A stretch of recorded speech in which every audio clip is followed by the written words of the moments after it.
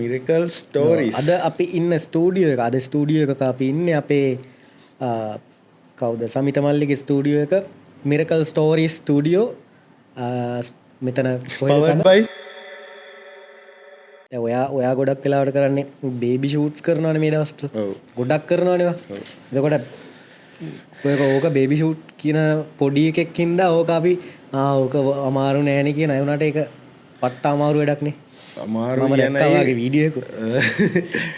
ඇත්තරම මේ දැන් අපි වෙඩින් එකක සාමාන්‍යයෙන් ගිහිල්ලා වෙඩින් එකක් කවර් වෙලා ඉවර වෙද්දී සාමාන්‍ය ෆොටෝස් ඔක්කොම පරිම 1500ක් 1800ක් වගේ තියෙනනේ වන් ඩේ ෆන්ක්ෂන් එකක.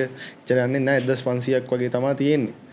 බේබි ෂූට් එකක අපි පැය දෙකක් ගිහිල්ලා ෆොටෝස් ගහලා හරි ෆොටෝ එකක් ගන්න ෆොටෝස් ගහන්න වෙනවා අපිට 500ක් 600ක්.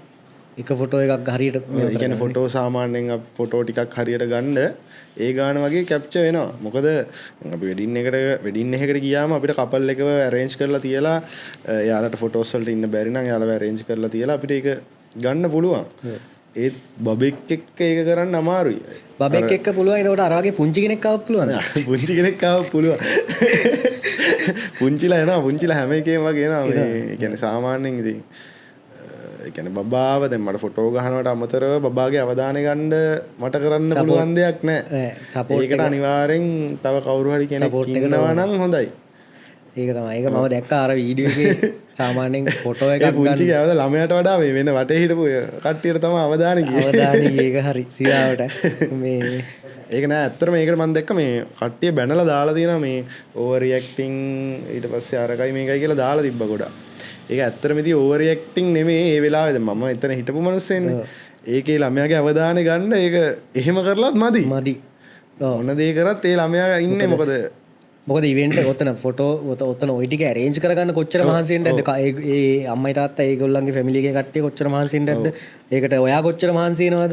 ඒක දන්නේ වැඩේ කරනවා. වැඩේ කරන කට්ටිය තමයි. මොකද දැන් ඒ වුණාට අඩුවටම හොයන්නෙත් මේ බේබි ෂූට් තමයි. මොකද දන්නවද බේබි ෂූට් එකක් කියන්නේ අනිත් හැම ෂූට් වලටම වඩා අමාරුයි කියලා තමයි මම හිතන්නේ. ගිහිල්ලා ඒ ළමයාගෙන් පැත්තෙන් කිසි සපෝට් එකක් නැහැ නේ ෆොටෝ එකක් ගන්න. ඒක තනිකරම අපිම තමයි. කියන්නේ අපි ඉන්න අනිත් බාහිර පාර්ශවය තමයි හැමදේම කරන්න ඕන. රයිට්. ඊළඟට මගේ දුක ගැන කතා කරමු. පොඩ ඉන්න අන්තිම එක ගැන කතා කරමු. දැන් මට දුක මේ අපි මෙතන ඉඳි අරගේ සුවඳ එනවනේ මගේ නහයට. පීට්සා එකක් ගෙනල්ලා කැරකිලා AC එකට කැරකිලා මගේ නහයට එනවා. පීට්සා කට්ටිය ඕඩර් කරලා අපි මේ ෂූට් එක ගහන ආස්සේ පොඩ්කාස්ට් ෂූට් එක ගහන ආස්සේ මෙයාලා පීට්සා කනවා. තරිඳු ඉතින් කන එකම තමයිනේ. කොට්ටාවේ පීට්සා හට් එක. ඔව් අපේ ලොකේෂන් එක අද කියන්න ඕනේ. අද අපි ඉන්නේ ස්ටුඩියෝ එකක. නම පේනවද? පේන්නේ නැහැ නෑ මේක පේන්නේ නැහැ. මම පේන්නේ. Miracle stories. අද අපි ඉන්න ස්ටුඩියෝ එක. අද ස්ටුඩියෝ එකක අපි ඉන්නේ අපේ කවුද සමිත මල්ලිගේ ස්ටුඩියෝ එක මිරකල් ස්ටෝරිස් ස්ටුඩියෝ. මෙතන පවර්ඩ් බයි මොකද සමිත උගෙනව කියෝ